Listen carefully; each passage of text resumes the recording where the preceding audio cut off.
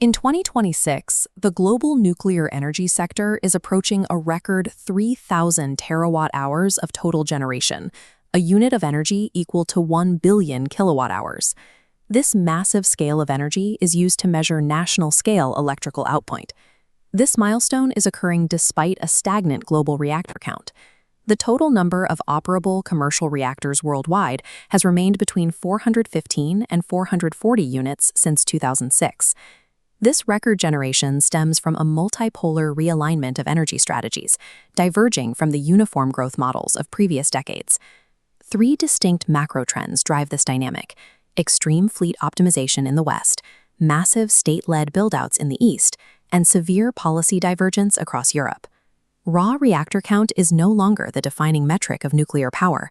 Instead, total generation growth is now dictated by the strategic utilization of existing fleets and entirely new commercial integration models.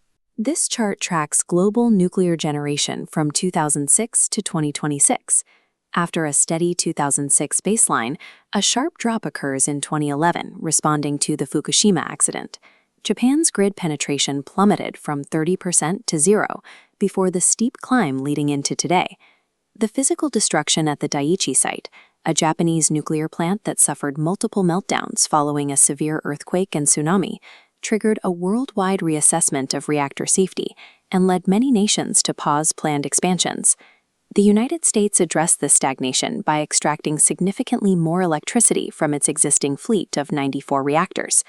The U.S. maintains its global lead, producing roughly 820 terawatt-hours annually, by pushing fleet capacity factors above 92. Operators are extending the lifespan of these facilities from 60-year to 80-year operating horizons. The Nuclear Regulatory Commission's Subsequent License Renewal Program, or SLR, allows well-maintained reactors to undergo component replacements and operate for nearly a century. A new economic driver is funding these life extensions. Technology companies like Meta and Amazon are bypassing traditional utilities to sign direct power purchase agreements, known as PPAs, to secure reliable electricity for artificial intelligence data centers. A PPA is a long-term financial contract where a buyer purchases energy directly from a generator at a fixed price. In deregulated Western markets, extreme operational efficiency and corporate AI demand provides the financial stability to grow capacity without relying on new construction. Europe conducted a continent-scale energy policy comparison between two industrial powerhouses over the last 2 decades. This area chart compares the total nuclear generation of France and Germany since 2006. Look at the German curve. Germany generated 158 terawatt-hours in 2006, making up a quarter of its energy mix. By April 2023, that output fell to absolute zero. Intense domestic political pressure and sustained public opposition culminated in a binding legal mandate to shut down every reactor in the country. To replace that baseload generation, Germany turned to coal and natural gas. Over 12 years, this substitution added 730 million tons of carbon dioxide to the atmosphere, equivalent to an entire year of the country's total emissions.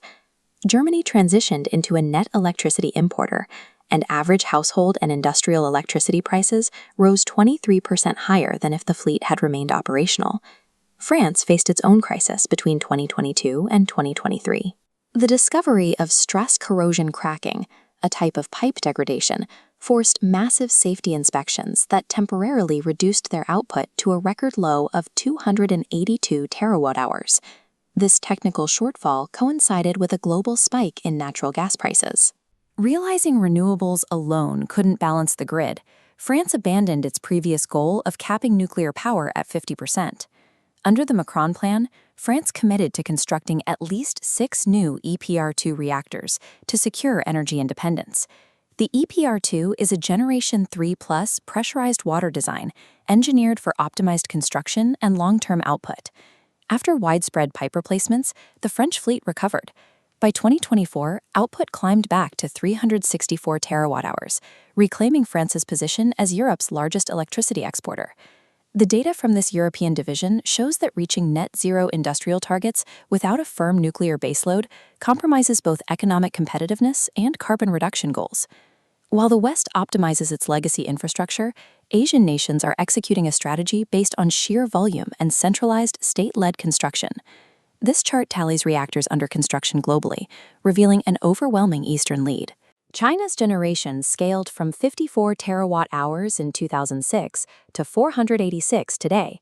They account for nearly half of the 80 gigawatts of capacity currently being built. This pipeline is mandated by the 15th Five-Year Plan, which targets 110 gigawatt-hours by 2030.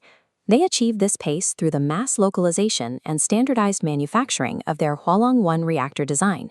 Russia employs a parallel but distinct strategy.